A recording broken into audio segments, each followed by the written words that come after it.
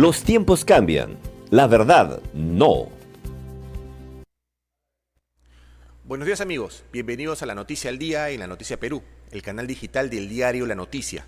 Yo soy Carlos Rivero y los invito a que me acompañen en una entrevista con el abogado Humberto Abanto, pero antes vamos a revisar los titulares de nuestra portada del día de hoy. Lula pide nuevas elecciones en Venezuela. Lideresa de la oposición, María Corina Machado, se opone y dice que repetir los comicios sería una burla. Anuncian nuevas marchas contra el fraude y la tiranía de Nicolás Maduro.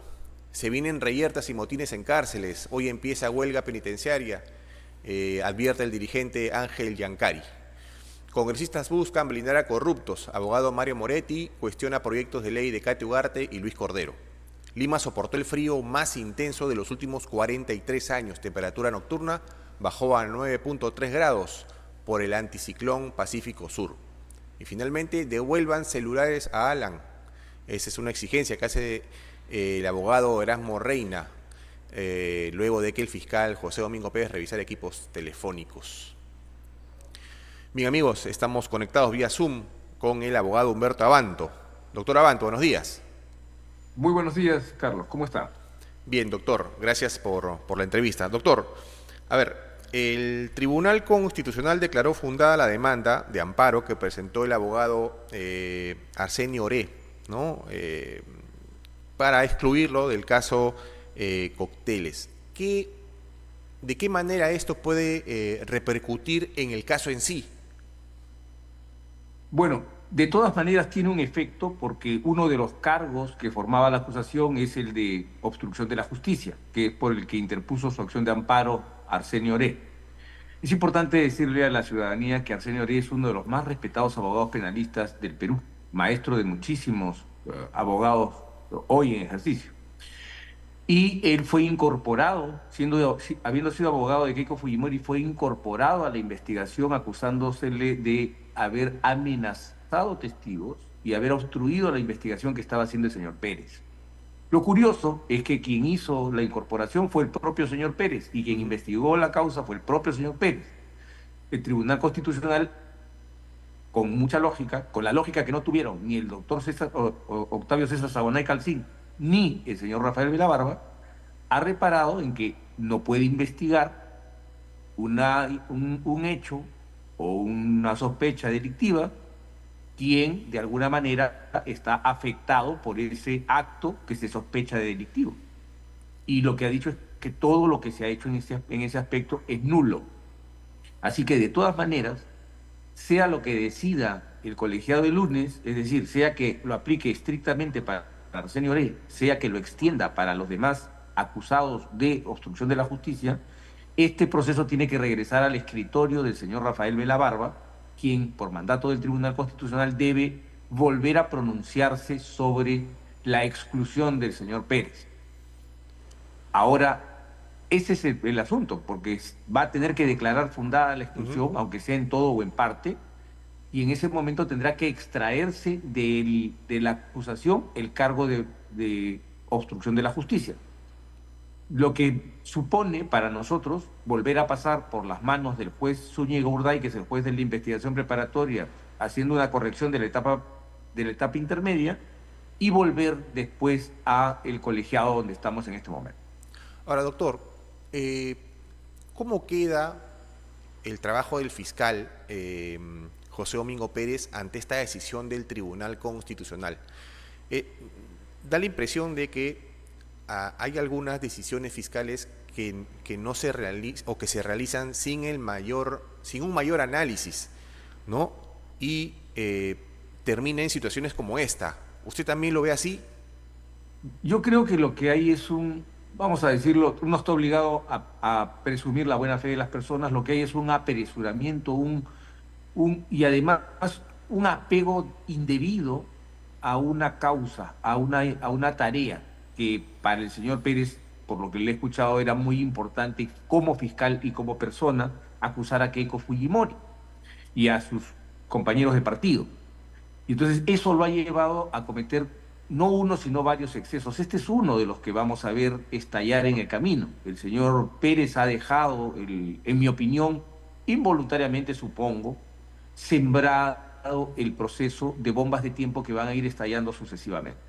Ahora, una de las críticas que hacían incluso Keiko Fujimori al inicio del juicio oral era que el discurso o la exposición que daba el fiscal Rafael Herrera parecía más una exposición política que penal. El tema, sin duda, se politiza.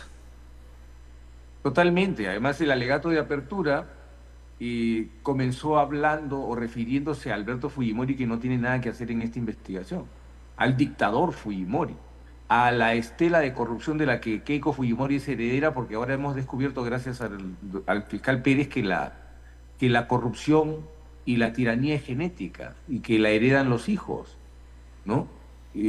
Lo que, digamos, desluce el trabajo fiscal, lo pone en tela de juicio, marca un sesgo que es inapropiado y además prohibido en las investigaciones fiscales, ¿no? Doctor, usted es abogado en este proceso del señor Jaime Yoshiyama. Sí, es correcto. A él, la Fiscalía señala que el señor Yoshiyama, cuando era secretario general de Fuerza Popular, recibió maletines con con este dinero, con estos fondos, ¿cierto? ¿Cuál es la reacción o la respuesta a esta versión del Ministerio Público? A ver, para empezar, a mí me gustaría que el Ministerio Público nos diga dónde están los maletines, ¿no? Que sería un tema importante. Jaime Yoshiyama, que esto llamó la atención acerca de su integridad, desde el inicio ha mostrado un gran apego a la verdad. A ver, vamos a ver qué sucedió. Cuando se pidió la prisión preventiva, Jaime Yoshiyama estaba con un tratamiento médico en los Estados Unidos por un herpes zóster que lo tenía al borde de perder un ojo. Cuando se dijo eso, todo el mundo dijo que era un pretexto, porque les gusta acusar a la gente de mentirosa sin tener ninguna prueba.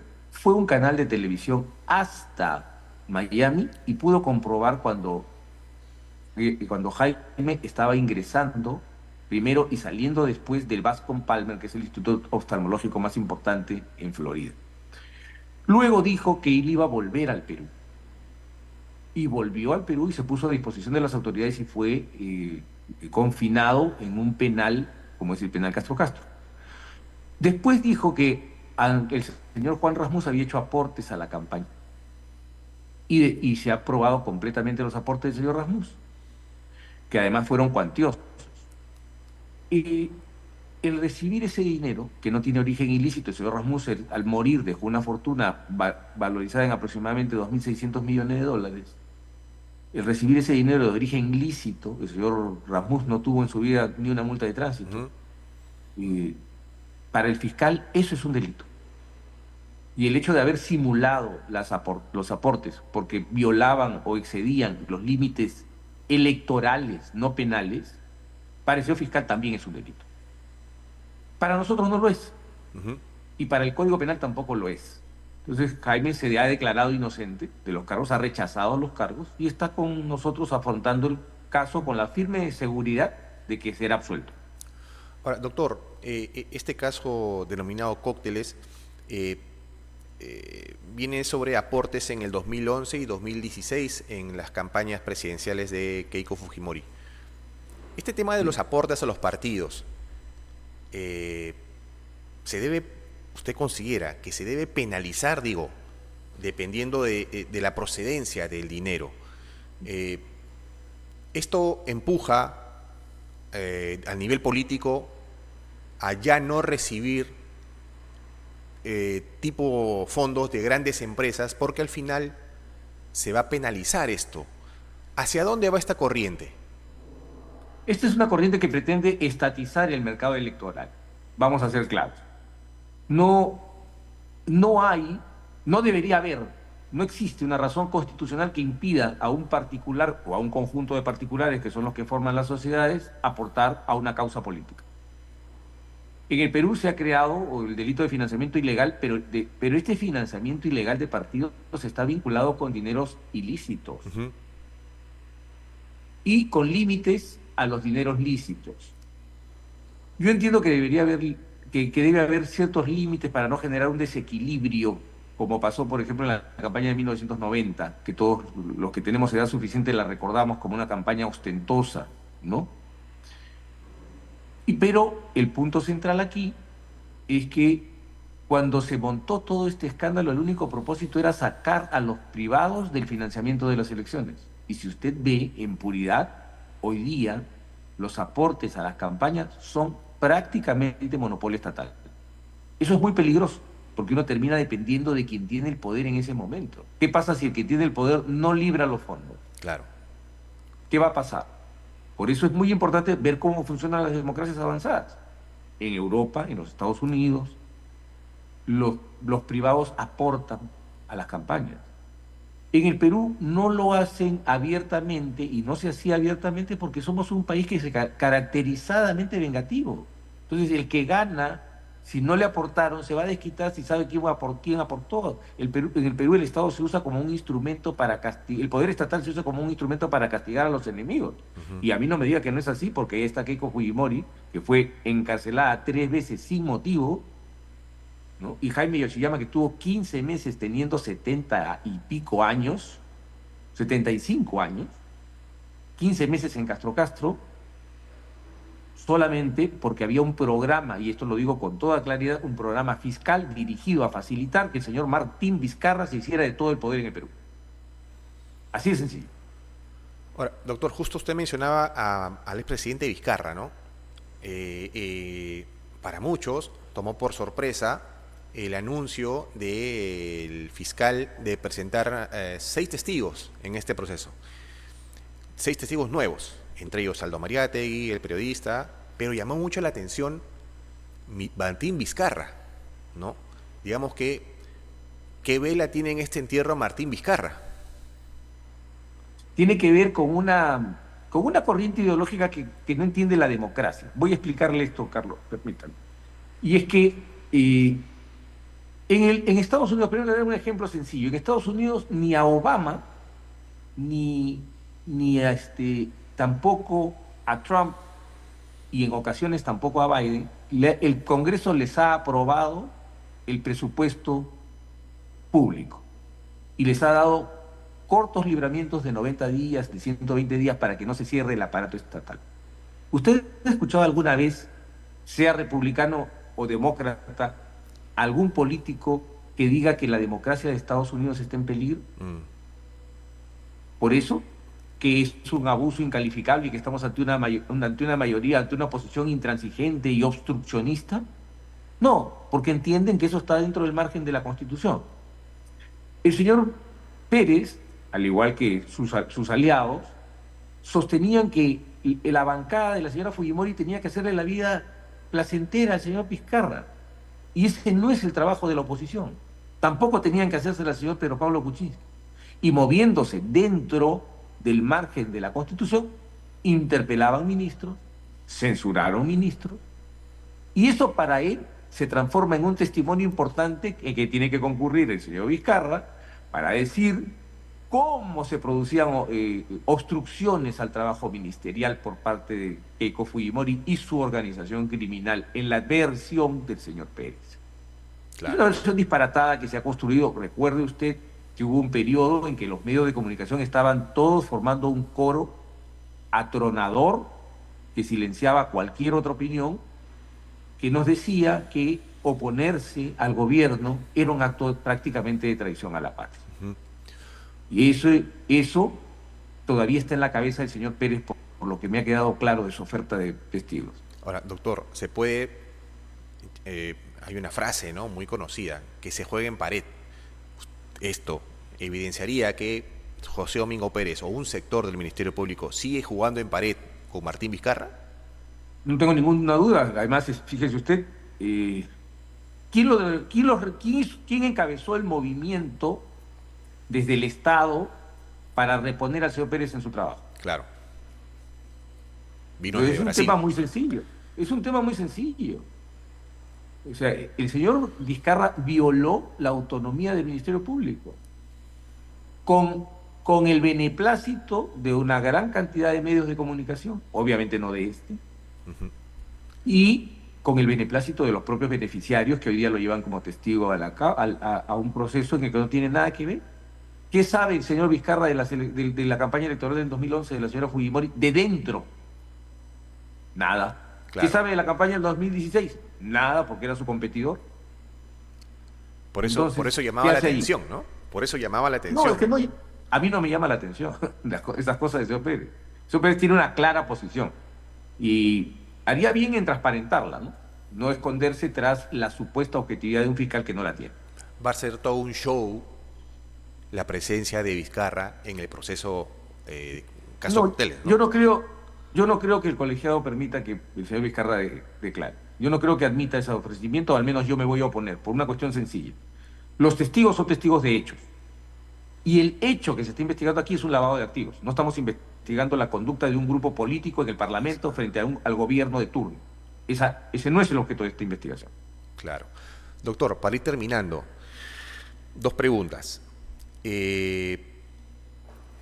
¿Cuánto tiempo va a durar este proceso, estima usted? Depende de muchas cosas. Por ejemplo, ahora este retroceso que se produce por la persistencia del Ministerio Público en el error, nos va a tomar en mi cálculo aproximadamente 6 meses.